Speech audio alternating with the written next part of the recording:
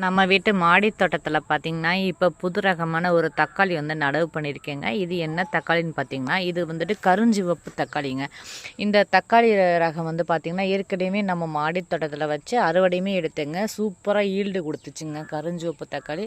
அதாவது கருப்பு மேலே வந்துட்டு அந்த கைப்பிடி மாதிரி இருக்குல்ல, அந்த இடத்துல கருப்பாக இருக்கும், கீழே வந்துட்டு அடிப்பகுதி வந்து சிகப்பாக இருக்குங்க. இது பார்க்கவே ரொம்ப டிஃப்ரெண்ட்டாக சூப்பராக அழகாகவும் இருக்குங்க.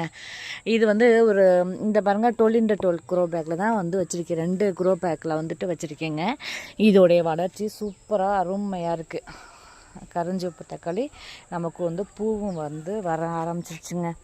கருஞ்சிவப்பு தக்காளி ஆனால் மாடி தோட்டத்துலலாம் வந்து தக்காளி வந்து பாதுகாத்து நம்ம அறுவடை எடுக்கிறங்கிறது ரொம்ப சவாலான ஒரு விஷயங்க.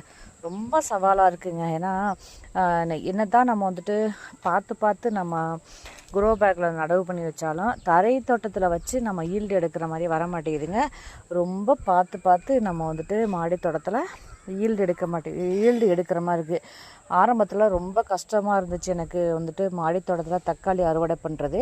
இப்போ கொஞ்சம் நம்ம வந்து அதை கற்றுக்கிட்டோம், எப்படி நம்ம வந்துட்டு இதை பராமரிக்கிறதுன்னு. நம்ம வந்துட்டு அதாவது நம்ம வந்துட்டு ஒவ்வொரு செடியும் நம்ம வந்துட்டு பராமரிக்கும் போது நமக்கே தெரியும், நம்ம இதோடைய பராமரிப்பு வந்து நம்ம கண்டினியூவாக நம்ம வந்துட்டு ஒவ்வொரு முறையும் நம்ம ஃபெயிலியர் ஆகும்போது நமக்கு வந்துட்டு தெரிஞ்சிடும் எப்படி தான் நம்ம வந்துட்டு இதை தக்காளியை பராமரிக்கணும் அப்படின்ட்டு.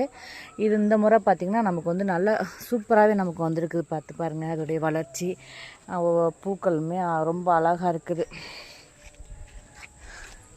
பூ பாருங்கள், கொத்தாக பூ வந்துட்டாங்க கருஞ்சிவப்பு தக்காளி. ஒவ்வொரு கிளைக்கு இடையிலையுமே பார்த்திங்கன்னா பூ வந்துருச்சு, சூப்பராக இருக்குங்க. இது வந்து டேஸ்ட்டும் பார்த்திங்கன்னா ரொம்ப சூப்பராக இருக்கும். அதாவது நம்ம வெறுமனமே நம்ம சாப்பிடும்போது புளிப்பு சுவையோட ரொம்ப டேஸ்ட்டாக இருக்குங்க கருஞ்சிவப்பு தக்காளி. எனக்கு வந்து நிறைய அறுவடை கொடுத்தாங்க. போன வருஷம் பார்த்திங்கன்னா போன தைப்பட்டத்துக்கு எனக்கு நிறைய அறுவடை கொடுத்தாங்க இந்த கருஞ்சிவப்பு தக்காளி. இப்போ வந்து பார்த்திங்கன்னா இது வந்து பூ வந்துருச்சு. இனி சீக்கிரமாகவே காய் வந்துடுங்க. அனைவரும் இயற்கை விவசாயத்தை நேசிப்போம். நன்றி. தேங்க்யூ.